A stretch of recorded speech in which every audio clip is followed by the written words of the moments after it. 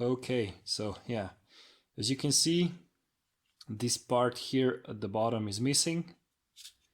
So this rail is definitely broken.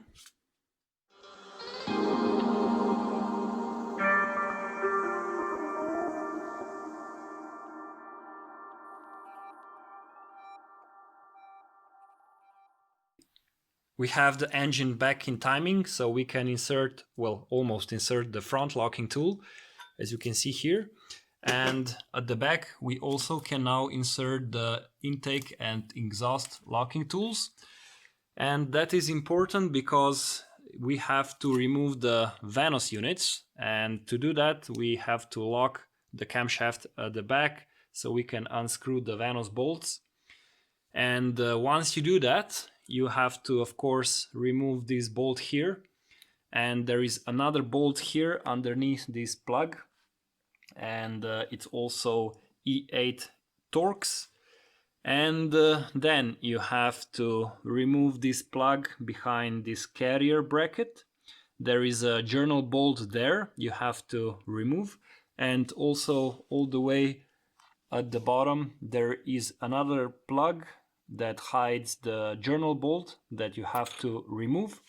And with that you have all the bolts holding the rail removed. And next you have to remove both solenoids. And once you do that, you can just pull out the plastic guide. It is made out of two parts, so you can pry them apart so you get the chain in. And once you do that, you can finally put back new guide and do the timing again with new VANOS bolts and put everything back together. So this should be solution to our problem. After you remove the valve cover, don't forget to remove the cylinders for the spark plugs. This is how they look like. There are two more here underneath this Valvetronic bracket, but you can't get to them unless you remove the whole bracket, and that's a whole other can of worms. It's quite a lengthy and complicated procedure to remove the Valvetronic. But since you are here, it's a good idea to replace the O-rings. And now I'm going to use this marker and mark top center position on the pulley. So I'm going to make a mark here at the top. It doesn't have to be perfect. This is only so we have some approximation of where the crankshaft is in the top dead center position for the first cylinder. And now we have to secure the locking tools with 4 bolts.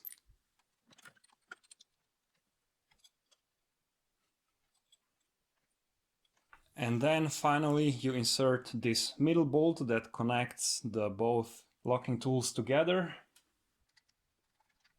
And this is how the tools look like when they are inserted. Also make sure that the camshafts are oriented correctly, so this rounded part must be pointed towards the top. And also here the rounded part on this flange has to point towards upper part. And also if we look here at the exhaust camshaft, this hole here has to be oriented like this. So if it is the other way around, something is definitely wrong. So this is the correct position. Now we can remove both VANOS bolts. They are 16 mm, and I'm going to use some extensions here because they are quite tight. So I'm first going to loosen this one.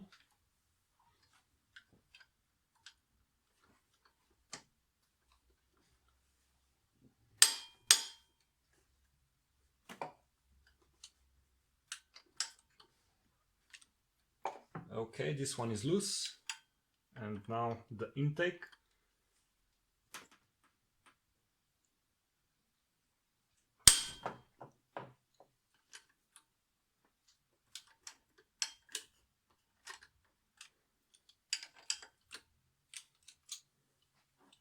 Now we can remove the bolts This is how they look like. They are stretched to yield, which means you cannot reuse them.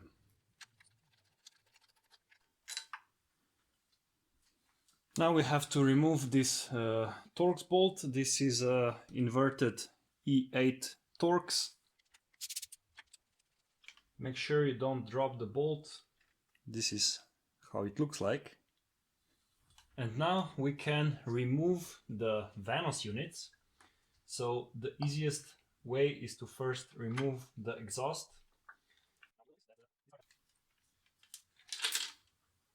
Here is the exhaust VANOS unit, and this is just the impulse sending gear. So this is what is sending the impulses to the camshaft sensors. And here you can see there's a marking. It says aus or exhaust. Both units are different, so when you put them back together, make sure you don't switch them or you will have issues. So this one goes to the exhaust side. Then we can take out the intake side.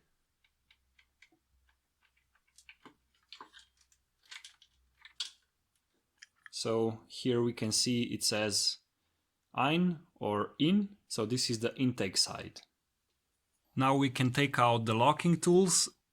We have already removed this broken part, and now to get the rest of the broken part off, we have to first remove this intake camshaft position sensor connector, so this connector here, and there's a plug that we have to remove, and underneath that plug is another bolt that holds the rest of this piece here. And this is how the new piece looks like. So if we compare, we can see that it broke here, and this is the piece that we still have to remove. Now, if you absolutely want to just replace this piece, you can buy it separately, and you can do this and just take the rest of the broken part out and put a new piece in. But I would strongly recommend that you replace the whole rail, because all the plastic is brittle by this point. And since you are doing this, it's much better to replace the whole rail than just this part here that broke. So we will have to first remove this connector here. You have two tabs you have to squeeze, and this connector is a bit tricky because, as you can see, the other tab is on the other side, and I guess previous owner or mechanic already broke off this piece here. If you are having trouble removing this connector here, you can try and just remove the whole sensor. There is 8mm Allen bolt here. You remove it and take out the whole sensor together with the connector, and that way you can save yourself a lot of issues. As you can see, somebody didn't know that, and he forced it out, and now it's broken. Now this is nothing too serious, but you should definitely avoid damage like this. So after we remove this connector, we can see the plug here. This is 8mm Allen socket, and before you start removing the plug, take a little bit of brake clean and just try and clean out all the dirt, because usually there's quite a lot of oil residue and sand and dust in there, and you do want to have perfect fit into the socket. Otherwise you might damage the plug, and that's really not good. So you have to clean this out before you start removing the plug.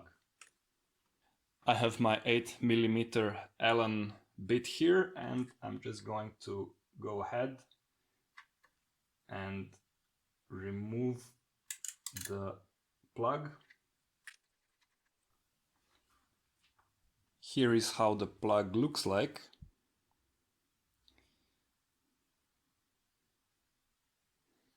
Now we can reach the other E8 Torx bolt.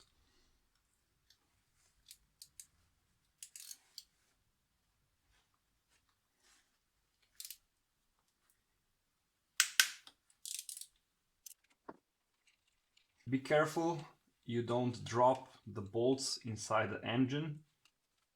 you can use a magnet to get the bolt out. I'm going to use my gripper that has a magnetic tip.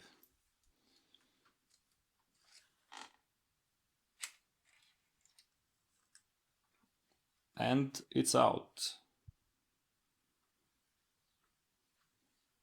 Now I'm going to try and use two flat screwdrivers to pry the rail apart to take out the other piece.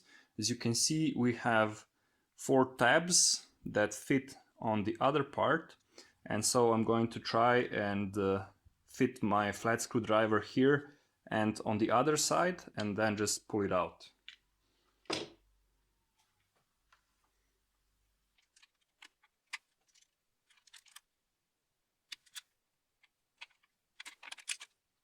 And here it goes, the other part is out.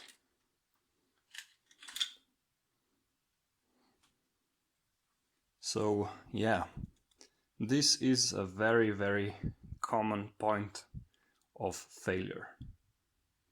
And now we have to get the rest of the rail out. This is how the new rail looks like. So we have a journal here and a journal here at the top.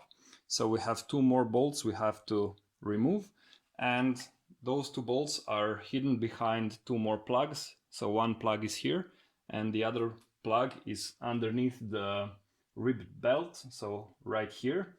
And again, make sure that you use some brake clean and clean everything out so you don't introduce dirt into the engine and onto the plug threads. And also so that the 8mm socket fits onto the plug.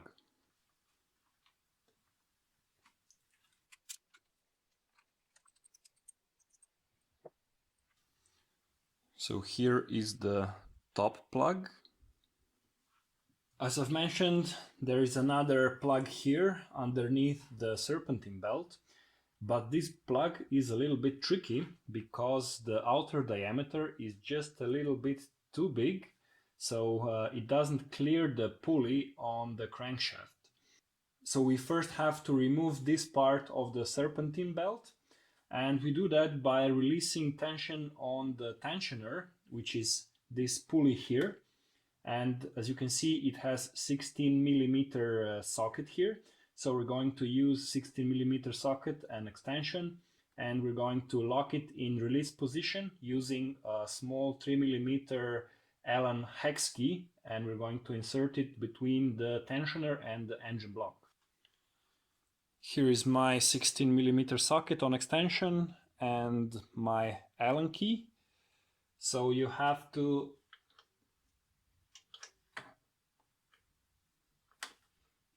engage the socket on the tensioner, and then you have to pull it up so it has to rotate clockwise. And there is a cutout here on the housing, and you can feel when you pull, you can feel a hole there, and when you put in the Allen key, it stays in released position. Now we can put aside this portion of the serpentine belt. You don't have to remove it all the way, just this part that is on the pulley and the tensioner. And here you can see the plug here, and it just doesn't clear the pulley. So what we have to do next is release 3 hex bolts that hold the pulley on the crankshaft. Before you start removing the hex bolts, make sure that the socket is nice and clean. This is a 6mm socket or Allen key, and you can use a little bit of WD-40 and a small flat screwdriver and clean all the rust and dirt out of the socket. That's very important. You have to make sure that your bit fits all the way in, because those bolts are pretty hard, and if you don't have all the bit in, it might slip and destroy the bolt, and then you will have really lots and lots of issues and problems resolving that. So make sure that the bolts are nice and clean and your Allen bit fits all the way in. I used my 22mm socket together with extension to lock the crankshaft. So I inserted the socket and extension, and that way I can hold the crankshaft and stop it from rotating while I try and undo the hex bolts. Now be careful, you should never rotate the crankshaft all the way with the camshafts disconnected, because you might hit the valves. So just try and have your crankshaft as centered as possible on the top dead center. So this is what I'm going to use to remove the hex bolts. I'm going to insert the bit, and then I'm going to use this extension.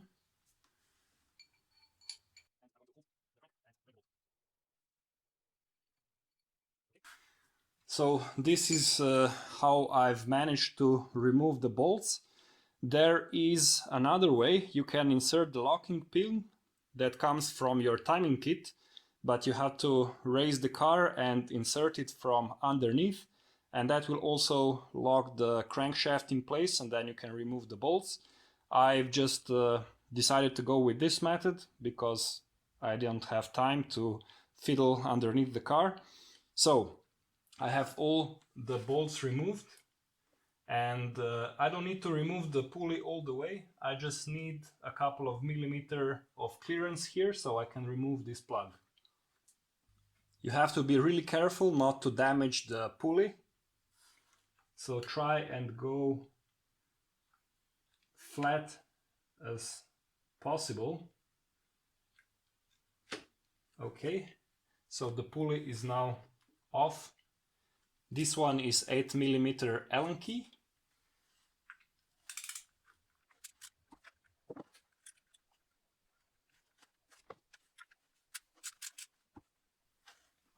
And it's off. Now we can remove the two bolts that hold the slide rail. So one is here and one here. They are T45 Torx, and all we have to do is now release them.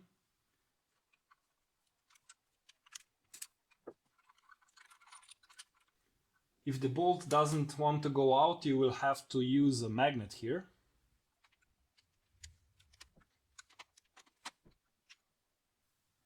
So this is how the journal bolt looks like.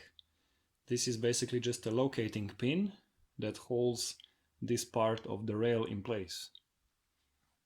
Now we remove the bottom pin.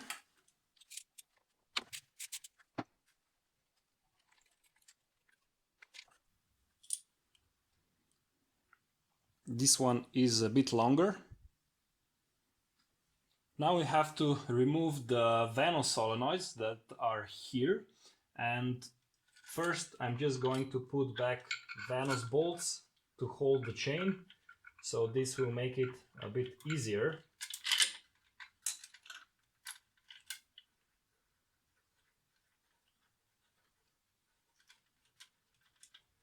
First we have to remove the connectors.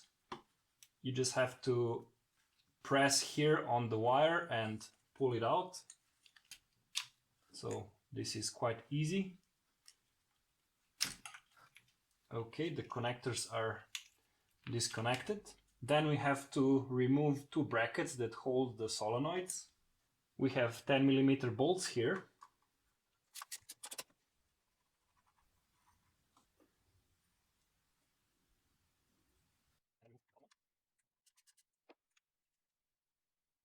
To get the two solenoids out, we are going to use a little bit of WD-40 on the seals. This will help it release. And then I'm going to use this adjustable wrench, and I'm going to put it here.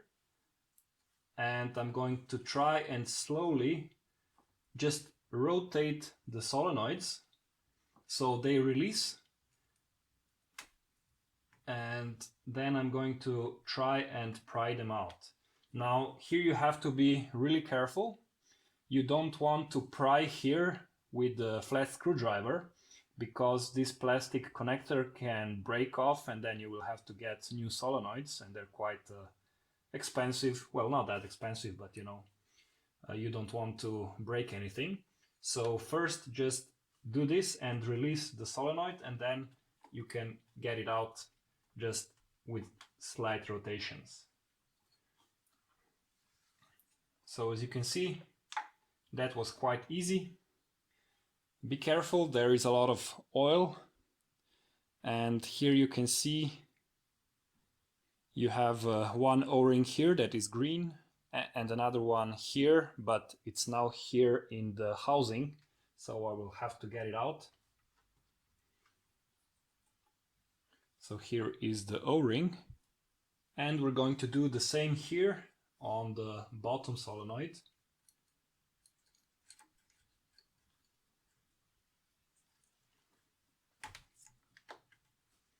So first rotate it so that it releases, and then you can pry it out. And here is our second solenoid. When you do that, inspect the O-rings. If they are damaged, you have to replace them. And also inspect the bottom O-ring. This is where you have a very common oil leak or vacuum leak. Now we're going to remove the VANOS bolts again, and we are going to try and remove the slide rail.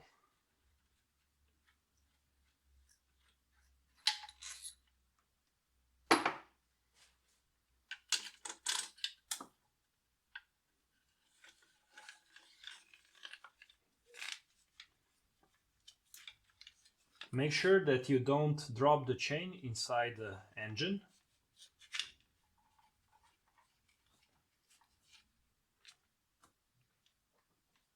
I'm going to put one of the VANOS bolt